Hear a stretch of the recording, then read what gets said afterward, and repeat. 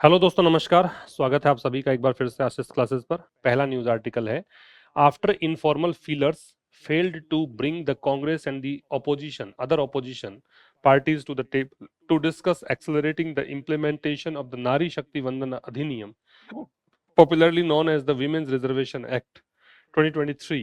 Union Parliamentary Affairs Minister Kiran Rijiju wrote to Congress President Mallikarjun Kharge on Monday, reiterating the request. After informal feelers, देखिए feelers जो होता है ना वो talks को हम बोलते हैं। feelers जो है ये होती है talks, बातचीत। तो informal talks मतलब अनौपचारिक बातचीत। तो आफ्टर यहाँ कंजंक्शन होगा क्योंकि आगे आप सब्जेक्ट और वर्ब देखेंगे। यहाँ पे सब्जेक्ट तो है इनफॉर्मल फीलर्स, इसकी वर्ब है फेल्ड। तो जब अनौपचारिक बातचीत फेल हो गई थी किस चीज में, इनको लाने में, किन किन को, कांग्रेस से पहले द क्यों है, क्योंकि राजनीतिक पार्टी है, और अन्य विपक्षी पार्टियों को टेबल पर डिस्कशन के लिए। और डिस्कशन किस चीज का, एक्सिलरेट करते हुए, ये प्रेजेंट पार्टिसिपल है, गति तेज करते हुए। एक्सिलरेटिंग को तुम और क्या कह सकते हो, एक्सपेडाइटिंग कह सकते हो, या स्पीडिंग अप कह सकते हो। जैसे आईएनजी है तो मैं इसमें आईएनजी लगा के ही बात कर रहा हूं आपसे, स्पीडिंग अप भी कहा जा सकता है। किस चीज की गति तेज करते हुए, इंप्लीमेंटेशन की। इंप्लीमेंटेशन क्या होता है, इन्फोर्समेंट होता है, क्रियान्वयन होता है। इन्फोर्समेंट, क्रियान्वयन ऑफ द नारी शक्ति वंदन अधिनियम, किसका, इस अधिनियम का, जिसको जाना जाता है, नॉन के साथ एज लगता है, एज यहाँ प्रपोजिशन होगा, और एक्ट के नाम से पहले हम दे लगाते हैं। तो इसके बाद जो यूनियन पार्लियामेंट्री अफेयर्स मिनिस्टर किन रिजिजू जो हैं, ये हो गया केंद्रीय संसदीय मामलों के मंत्री। इनकी वर्ब है वो रोट। इन्होंने कांग्रेस के प्रेसिडेंट मल्लिकार्जुन खड़गे को लिखा। कब की बात है, ऑन मंडे को। ये एडवर्ब है, टाइम बता रहा है। रीइटरेटिंग का मतलब होता है रीस्टेटिंग, फिर से बोलते हुए। रीइटरेटिंग मतलब रीस्टेटिंग, फिर से बोलते हुए, क्या, रिपीट करते हुए रिक्वेस्ट को, निवेदन को। फिर समझिए क्या कह रहा है। अनौपचारिक बातचीत जब फेल हो गई थी किस चीज में, कि भाई इनको आप टेबल पर नहीं ला पाए, कि आप इसके क्रियान्वयन को डिस्कस करना चाह रहे थे, to discuss accelerating the implementation Nari Shakti वंदन अधिनियम, कि भाई इसका क्रियान्वयन, इस एक्ट का क्रियान्वयन, जिसको विमेन्स रिजर्वेशन एक्ट के नाम जाना जाता है, महिला आरक्षण विधेयक के नाम जाना जाता है, इसको आप डिस्कस करना चाह रहे थे कि तुरंत जल्दी से इसको लागू कर दिया जाए। तो इसको डिस्कस करने के लिए अनौपचारिक बातचीत फेल हो गई थी कि ना तो कांग्रेस के लोग आए, ना विपक्षी पार्टियों के लोग आए। तो इसके बाद जो केंद्रीय संसदीय मामलों के मंत्री है किरण रिजिजू जो हैं, उन्होंने कांग्रेस के प्रेसिडेंट मल्लिकार्जुन खड़गे को मंडे को लिखा, क्या करते हुए, अपनी रिक्वेस्ट दोहराते हुए इन्होंने पत्र लिखा। ठीक है, द कांग्रेस, अब ये फिर राजनीतिक पार्टी, तो द का प्रयोग। इन रेस्पॉन्स का मतलब है प्रति उत्तर में। अब चूंकि इन्होंने लिखा है तो ये रेस्पॉन्ड करेंगे। तो रेस्पॉन्ड कैसे किया है, वंस अगेन, एक बार फिर से इन्होंने कन्वे किया मतलब इन्होंने मैसेज सेंड किया, दैट की the issue should be discussed. अब ये दैट जो है वो कंजंक्शन है, और कंजंक्शन है तो आगे एक नया क्लोज स्टार्ट हो रहा है। तो कह रहा है ये जो इश्यू है शुड बी डिस्कस्ड, इस इश्यू को डिस्कस किया जाना चाहिए। ये पैसिव वॉइस का स्ट्रक्चर है, पैसिव है किसका, मॉडल का पैसिव है, शुड बी के साथ third form. In an all party meeting, किसमें, सर्वदलीय बैठक में। ऑल पार्टी मीटिंग, सर्वदलीय बैठक में, चेयर्ड बाई, जिसकी अध्यक्षता कौन करेंगे, प्राइम मिनिस्टर नरेंद्र मोदी। और यहाँ पे द क्यों नहीं है, क्योंकि यहाँ पे इनकम्बेंट पर्सन का नेम है। अगर यहाँ नाम नहीं होता तो आप द का प्रयोग देखते हैं यहाँ पे।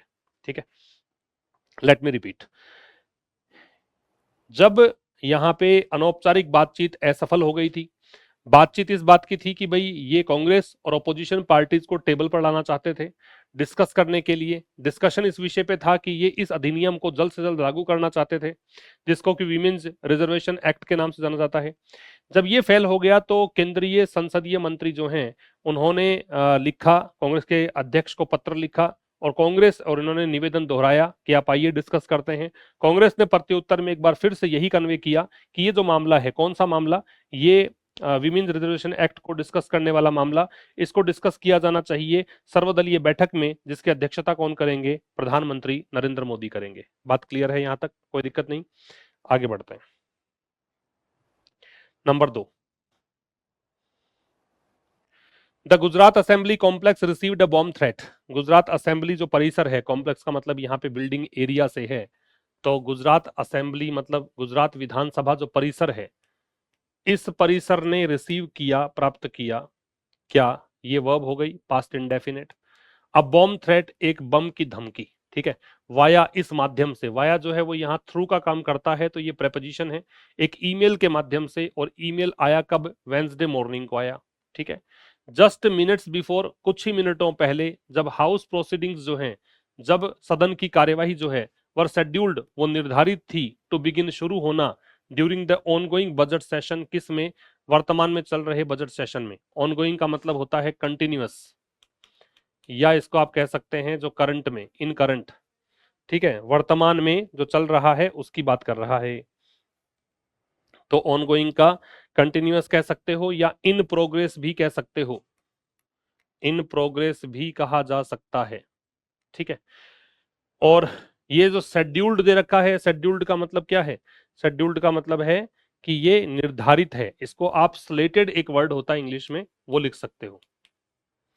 और एक दे रखा है प्रोसीडिंग्स, प्रोसीडिंग्स का मतलब है कार्यवाही, प्रोसीडिंग्स का मतलब है सेशंस कह सकते हो, या फॉर्मल डिस्कशंस कह सकते हो।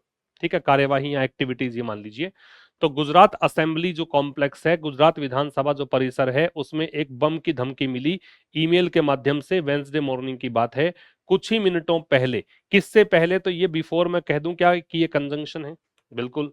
क्यों कहा जा सकता है, क्योंकि इसके आगे आप सब्जेक्ट वर्ब देख रहे हैं, सब्जेक्ट तो है द हाउस प्रोसीडिंग्स, क्योंकि सदन की कार्यवाही, सदन कौन सा हो गया, ये गुजरात असेंबली वाला सदन हो गया।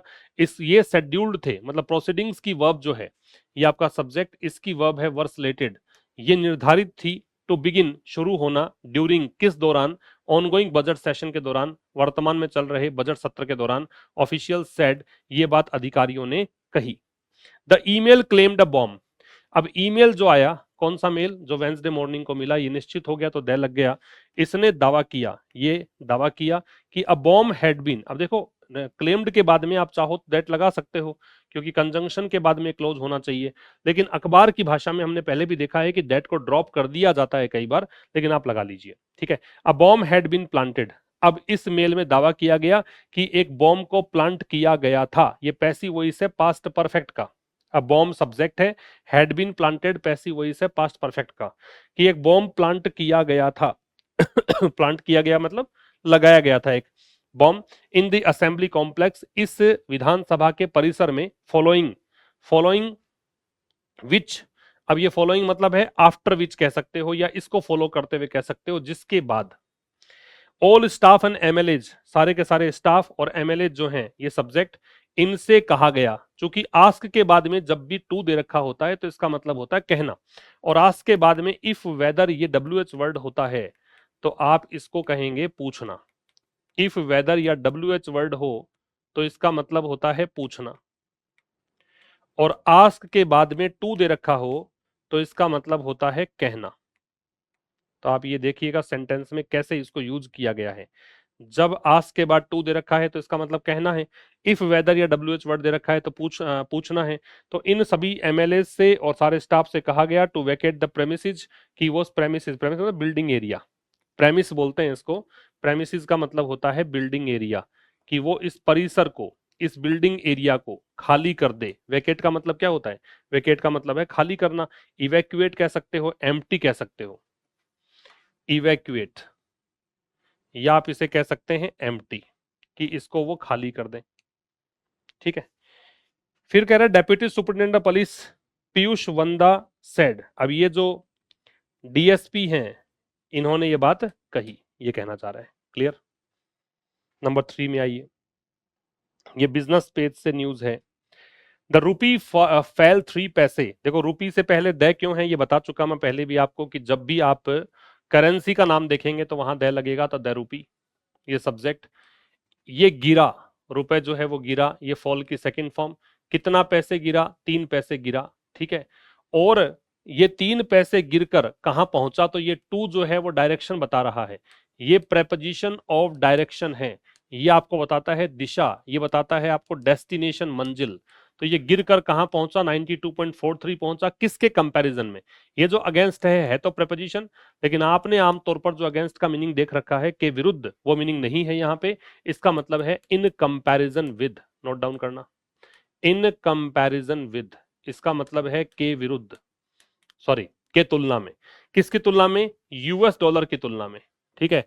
अर्ली ट्रेड मतलब शुरुआती व्यापार में, कब की कहानी बता रहा है, वेंसडे की। तो क्या मैं वेंसडे को मार्क कर दूं एडवर्ब है, बिल्कुल, क्योंकि ये टाइम बता रहा है। Weighed down by, weighed down का मतलब है प्रेशराइज्ड बाई, इस पे दबाव किसका था, ऐसा हुआ क्यों, तो ये बर्डनड या प्रेशर्ड कह सकते हो। इस पर दबाव किसका था, तो कहिए बर्डनड या प्रेशर्ड। इस पर दबाव था एफआईआईज, एफआईआई जो फॉरेन इंस्टीट्यूशनल इन्वेस्टर्स होते हैं उसको एफआईआई बोलते हैं। आउटफ्लो का मतलब है बाहर गया है पैसा, इनफ्लो का मतलब पैसा आया है, आउटफ्लो का मतलब पैसा बाहर गया है। तो इन विदेशी निवेशकों ने पैसा बाहर निकाल लिया। एंड स्ट्रॉन्गर ग्रीनबैक, ग्रीनबैक जो है वो डॉलर को बोलते हैं, अमेरिकन जो करेंसी है उसके लिए ग्रीनबैक का यूज करते हैं। और इन दिनों में तुमने मेरे साथ ये वर्ड शायद तीसरी चौथी बार देख रहे हो आप, ठीक है। और कहीं ज्यादा मजबूत डॉलर के मुकाबले, डॉलर के कारण, अमिड, इस बीच, ये प्रेपोजिशन है। रेजिंग का मतलब होता है बहुत ही प्रचंड कह सकते हो, इंटेंस कह सकते हो, जो बहुत ही इंटेंस हो रहा है, तीव्र हो रहा है, सीवियर हो रहा है। तो रेजिंग का मतलब है इंटेंस, बहुत ही उग्र या बहुत ही सीवियर वॉर। कहां पे, वेस्ट एशिया में। इन वेस्ट एशिया एडवर्ब हो जाएगा क्योंकि ये आपको टाइम बता रहा है। यहां तक की कहानी फिर देखेंगे। रुपी जो है वो गिरा, ये फॉल की सेकेंड फॉर्म है। अच्छा, आपको ये पता होना चाहिए कि फॉल जो है वो ट्रेंजिटिव वर्ब नहीं है। आप ये सोचें कि इस फेल के बाद 3 पैसे जो है वो इसका ऑब्जेक्ट है, तो ऐसा नहीं है, क्योंकि फॉल इनट्रेंजिटिव वर्ब होती है। फॉल की सेकेंड फॉर्म है वो फेल होती है, थर्ड फॉर्म हम करते हैं तो फॉलन। और इसके साथ साथ एक और लिख लीजिएगा फेल, और फेल की सेकेंड फॉर्म फेल्ड और थर्ड फॉर्म फेल्ड, ये ट्रेंजिटिव है। फॉल का मतलब गिरना और फेल का मतलब गिराना, नोट कर लेना। फॉल जो है वो गिरना है, फेल है वो गिराना है। हालांकि यहां तो फेल सेकंड फॉर्म है फॉल की, इसका मतलब गिरना है। तो रुपए से पहले दे क्यों, क्योंकि करेंसी का नेम है। तो रुपए जो है वो गिरा 3 पैसे, और गिरकर पहुंचा कहां, 92.43 पहुंच गया, किसके मुकाबले, यूएस डॉलर के मुकाबले। और यहां भी देखिए करेंसी का नाम है तो दे लग गया। किसमें, शुरुआती व्यापार में, वेंसडे को। और इस पर प्रेशर किसका था, तो ये बर्डन्ड था इस कारण से, एक तो यहां पे विदेशी निवेशकों ने पैसा निकाल लिया, और दूसरा बहुत स्ट्रॉन्ग यहां पे डॉलर रहा, किस बीच, जो इंटेंस या उग्र वॉर चल रहा है वेस्ट एशिया में, उसके चलते। A fall in global crude oil prices, एक जो गिरावट है किस में, ग्लोबल क्रूड ऑयल प्राइसेस में, वैश्विक कच्चे तेल की कीमतों में। And a positive opening at the domestic equity markets, और जो सकारात्मक ओपनिंग रही किसमें, घरेलू शेयर मार्केट्स में। इन चीजों ने, दो चीजें, एक तो ग्लोबल क्रूड ऑयल प्राइसेस में गिरावट, और दूसरा सकारात्मक जो ओपनिंग रही, मतलब इक्विटी जो बाजार है, शेयर मार्केट जो है वो पॉजिटिव मोड पे यहाँ पे खुला। तो इन दोनों चीजों ने क्या किया, प्रिवेंट किया, ये सेकेंड फॉर्म। क्या प्रिवेंट किया, a sharper decline in the local unit. Local unit का मतलब भारत की लोकल यूनिट क्या हो गई, रुपए की बात कर रहे हो। शार्पर डिक्लाइन मतलब और ज्यादा गिरावट, और ज्यादा गिरावट नहीं हुई। अच्छा, डिक्लाइन किस चीज में है और फॉल किस चीज में है, इन दोनों के लिए आप जो है प्रेपोजिशन लगाते हैं इन। फॉल और डिक्लाइन दोनों के लिए ही प्रेपोजिशन क्या लगाते हैं, इन। नोट डाउन कर लेना, इंपॉर्टेंट है ये। कई बार क्लोज टेस्ट में और कई बार एरर वाले क्वेश्चंस में ये वाली चीज आपसे पूछी जा सकती है। डिक्लाइन इन और फॉल इन होता है, दोनों ही नाउन के रूप में है, गिरावट किस चीज में है इसके लिए। तो इसने बहुत ज्यादा गिरावट से रोक दिया। किसमें गिरावट, रुपए में, अकॉर्डिंग टू फॉरेक्स ट्रेडर्स, किसके अकॉर्डिंग, फॉरेक्स व्यापारियों के अनुसार। फॉरेक्स क्या होता है, ये फॉरेन एक्सचेंज होता है, ठीक है। यहां तक फिर समझिए। तो गिरावट किस में, क्रूड ऑयल प्राइसेस में, और एक पॉजिटिव ओपनिंग रही घरेलू शेयर मार्केट में। इन दोनों चीजों ने रोक लिया और ज्यादा गिरावट से। शार्पर डिक्लाइन, शार्पर जो है, शार्प की डिग्री कंपैरेटिव है कि इससे भी और तेज गिरावट आ सकती थी, लेकिन उसको रोक दिया। लोकल यूनिट मतलब रुपए के अंदर, और किसके अकॉर्डिंग ये कहानी है, फॉरेक्स ट्रेडर्स के अकॉर्डिंग ये कहानी है। क्लियर है आपकी बात, नोट डाउन कर लीजिए। नेक्स्ट पे आइए, ये स्पोर्ट्स पेज से है। अब ये कह रहा है कि former Indian allrounder Irfan Pathan, भूतपूर्व जो इंडिया के ऑलराउंडर हैं इरफान पठान, इन्होंने क्या किया, इन्होंने एक्सप्रेस किया मतलब जाहिर किया, ये सब्जेक्ट ये वर्ब। इन्होंने ऑप्टिमिज्म दर्शाया, आशावाद दर्शाया, किसमें, पंजाब के, पंजाब सुपर किंग्स जो हैं, पंजाब किंग्स जो हैं उसके कप्तान, स्कीपर का मतलब कैप्टन, श्रेयस अय्यर में विश्वास जताया, ठीक है। आशा मतलब यहां पे एक्सप्रेस की। रेप्लिकेटिंग, रेप्लिकेट का मतलब होता है रिपीट करना, वापस से जो तुमने पहले किया है हूबहू वैसा ही करना, वो रेप्लिकेट करना कहलाता है रिप्रोड्यूस या रिपीट कह सकते हो। क्या कह सकते हो? रिप्रोड्यूसिंग या रिपीटिंग। तो आशा जताई है कि वो वैसा ही प्रदर्शन करेंगे। ठीक है, हिज लास्ट सीजन फॉर्म, पिछले सीजन में जो उनकी फॉर्म रही वही इनकी फॉर्म अभी देखने को मिलेगी, जो लीडरशिप रही वैसी लीडरशिप देखने को मिलेगी। एडिंग दैट, ये जोड़ते हुए की, अब ये की लग गया तो कंजंक्शन लग गया, आगे नया क्लोज देखेंगे आप। वाइल देयर इज, वाइल भी कंजंक्शन है, और वाइल जो है दो क्लोजेस को जोड़ेगा और ऐसे क्लोजेस को जोड़ेगा जो विरोधाभास दर्शाते हों, जो विपरीत बातें करते हों। और जब आप देयर देख रहे हैं और देयर से कभी भी स्टार्ट देखते हैं तो हमने बहुत बार देखा है कि इन्वर्जन फॉलो किया जाता है, मतलब क्रिया अपने सब्जेक्ट से पहले आती है। तो इज जो है वो किसकी क्रिया है? इज यहाँ पे क्रिया है स्पोर्ट की, तो स्पोर्ट आ गया बाद में, इज आ गया पहले। तो यद्यपि एक स्थान है उनके लिए, है ना, स्पोर्ट है उनके लिए किसमें? इंडियन T20 सेटअप, जो भारतीय टीम है, सेटअप का मतलब व्यवस्था से है यहाँ पे, तो भारत की जो T20I सेटअप जो है उसमें उनके लिए स्थान है। The right hander is a proven cricketer, अभी लेखक कह रहा है कि जो ये दाएं हाथ का बल्लेबाज है श्रेयस अय्यर, ये एक प्रूवन क्रिकेटर है, ये वो क्रिकेटर है जो सिद्ध कर चुका है जो उसको सिद्ध करना था। ठीक है, प्रूवन जो है वो इससे पहले पास्ट पार्टिसिपल है, थर्ड फॉर्म दे रखी है। याद रखना, जब एडजेक्टिव के रूप में प्रूव का प्रयोग करोगे, थर्ड फॉर्म का प्रयोग करोगे तो प्रूवन यूज करते हैं, प्रूव्ड यूज नहीं करते हैं। ठीक है, हु डज नॉट नीड, अब हु आ रहा है उस क्रिकेटर के लिए जिनको, रिलेटिव प्रोनाउन हो गया। आवश्यकता नहीं है, ये वर्ब हो गई, क्या करने की? यूज करने की। किसको? आईपीएल को। किस लिए? अपने केस को प्रेजेंट करने के लिए, अपने मतलब चीजों को रखने के लिए। For a return to T20I team, कि आप T20 टीम में लौटना चाहते हो तो उसके लिए तुम्हें आईपीएल की जरूरत नहीं है कि तुम अपना केस प्रेजेंट करो कि मैं देखो बेहतर खेल रहा हूं तो मुझे तुम T20 में ले सकते हो, क्योंकि ऐसा उन्होंने प्रूव कर दिया है पहले ही। Let me repeat.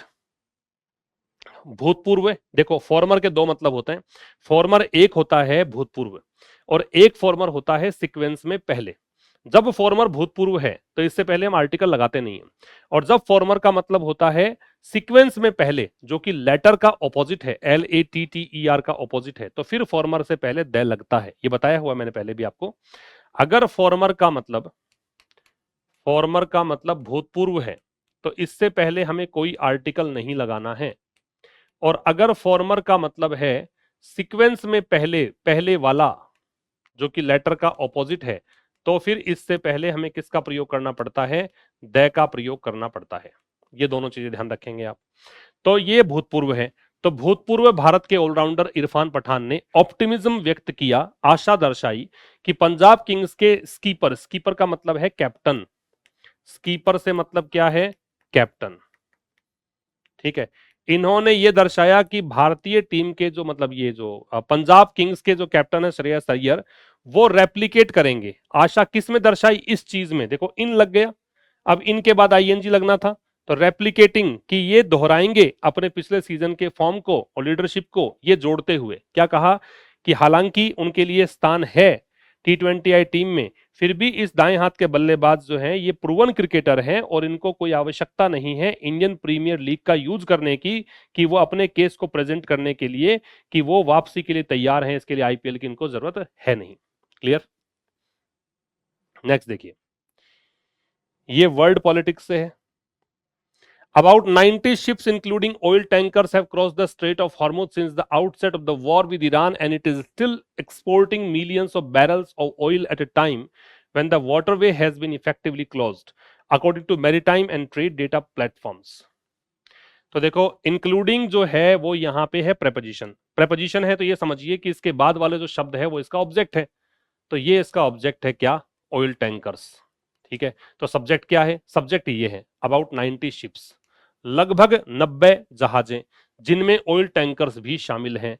इन 90 शिप्स, अब देखो इंक्लूडिंग के बाद तो ऑब्जेक्ट है और आपको वर्ब लगानी होती है किसके अकॉर्डिंग? सब्जेक्ट के अकॉर्डिंग। तो इसकी वर्ब है ये 90 शिप्स की हैव क्रॉस्ड, इन्होंने क्रॉस कर लिया है, इन्होंने पार कर लिया है किसको? स्ट्रेट ऑफ हॉर्मुज को। और मुझे लगता है अब तो इस टर्म से आप फेमिलियर हो चुके होंगे, क्योंकि स्ट्रेट ऑफ हॉर्मुज जो होता है वो एक रास्ता है, एक वाटरवे है, वैसे जल डमरू मध्य को हम स्ट्रेट बोलते हैं, लेकिन यहाँ पे वो रास्ता जिसके through tankers, oil tanker supply होते हैं, दूसरे देशों तक पहुंचते हैं, उस मार्ग का नाम है स्ट्रेट ऑफ हॉर्मुज।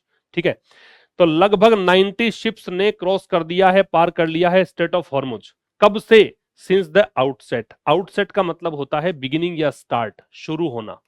बिगिनिंग या स्टार्ट को हम बोलते हैं क्या? आउटसेट। कब से इतना हो गया है? जब से युद्ध शुरू हुआ है। सिंस जो है यहाँ पे ये प्रेपोजिशन का काम कर रहा है, क्योंकि इसके बाद में सब्जेक्ट वर्ब नहीं होके इसका सीधा ऑब्जेक्ट दे रखा है द आउटसेट। ठीक है, और आपने देखा कि सिंस के साथ में टाइम दे दिया, भाई जब से युद्ध स्टार्ट हुआ तो कोई तो डेट होगी, जब से स्टार्ट हुआ है कोई तो टाइम रहा होगा, इसलिए ये सिंस के साथ टाइम है। तो वेनेवर यू सी फॉर और सिंस प्लस टाइम, जब कभी भी आपको लगे कि फॉर या सिंस के साथ टाइम दे रखा है, तो उस क्लोज में, उस सेंटेंस में आपको क्या चाहिए? परफेक्टिव एस्पेक्ट चाहिए। परफेक्टिव एस्पेक्ट का मतलब है कि आपको कहीं ना कहीं हैज है और हैड ये सब लगाना पड़ेगा, और चूंकि ये प्रेजेंट की बातें कर रहा है इसलिए इसने हैव के साथ थर्ड फॉर्म प्रेजेंट परफेक्ट का यूज किया है। ठीक है, ये बातें पहले भी हम डिस्कस कर चुके हैं। तो जब से युद्ध स्टार्ट हो, यहां दैट क्यों आ गया? क्योंकि कौन सा युद्ध हमें पता लग रहा है। तो when we know about the given noun, अगर हमें पता होता है, कोई जानकारी होती है, तो दैट का प्रयोग करते हैं। तो जब से युद्ध स्टार्ट हुआ है तब से 90 शिप्स लगभग इसको पार कर चुकी है विद ईरान। युद्ध किसके साथ है? ईरान के साथ। And it is still exporting millions of barrels. और लेखक कह रहा है कि ईरान जो है वो अभी भी, ये हेल्पिंग वर्ब है, एक्सपोर्टिंग मैन वर्ब है, स्टिल एडवर्ब होता है। और स्टिल जो है इसका मतलब है इवन नाउ। स्टिल एक एडवर्ब है और इसका मतलब है इवन नाउ, अभी भी। और अभी भी ये है, ये एक्सपोर्ट कर रहा है मिलियंस ऑफ बैरल्स। ठीक है, इतना मतलब बैरल जो है वो यूनिट है, तेल को मापने की एक इकाई है। तो इतने मिलियंस ऑफ बैरल्स जो हैं वो तेल यहां पे एक्सपोर्ट कर रहा है एक ऐसे समय पर when the waterway has been effectively closed. जब जो वाटरवे है, जब ये रास्ता है, इसको क्या कर दिया है? हैज बीन क्लोज्ड, इसको क्लोज किया जा चुका है। पैसिव वॉइस है प्रेजेंट परफेक्ट का, इफेक्टिवली एडवर्ब है। इफेक्टिवली का मतलब यहां पे लगभग से है, ये प्रभावी रूप से नहीं है, इसका मतलब है वर्चुअली से, लगभग से। तो इसको वर्चुअली मान लो, इसका मतलब है वर्चुअली, लगभग। इसको लगभग जब बंद कर दिया है उस समय भी ये कई मिलियंस ऑफ बैरल्स जो है कर रहा है। मिलियंस क्यों लगा दिया? क्योंकि यहां पे कोई डेफिनेट नंबर नहीं है। ये बात आप नाउन में पढ़ते हैं कि जब नंबर डिनोटिंग वर्ड्स हैं, 100 है, 1000 है, मिलियन है, बिलियन है, इस प्रकार के जो वर्ड्स हैं उनसे पहले कोई डेफिनेट नंबर नहीं दे रखा है, तो आप इनका प्लूरल फॉर्म कर सकते हैं। तो मिलियन से पहले हमें पता नहीं कितने मिलियन है, तो इसलिए हमने किया मिलियंस ऑफ। 100 से पहले पता नहीं कितने 100 है, तो आप करेंगे हंड्रेड्स ऑफ। 1000 के पहले कुछ नहीं दे रखा, तो आप करेंगे थाउजेंड्स ऑफ। ठीक है, तो यही वाली कहानी है मिलियंस ऑफ। तो वाटरवे को लगभग क्लोज किया जा चुका है। किसके अकॉर्डिंग ये कहानी है? According to maritime and trade data platforms. Maritime का मतलब होता है related to sea, trade data मतलब मैरीटाइम डेटा है, समुद्री डेटा है, और व्यापारिक डेटा प्लेटफॉर्म्स हैं कुछ, उसके अकॉर्डिंग ये कहानी सामने आई है। मुलाकात होगी अगली क्लास में एक नए सेशन के साथ। तब तक के लिए नमस्कार, थैंक यू वेरी मच।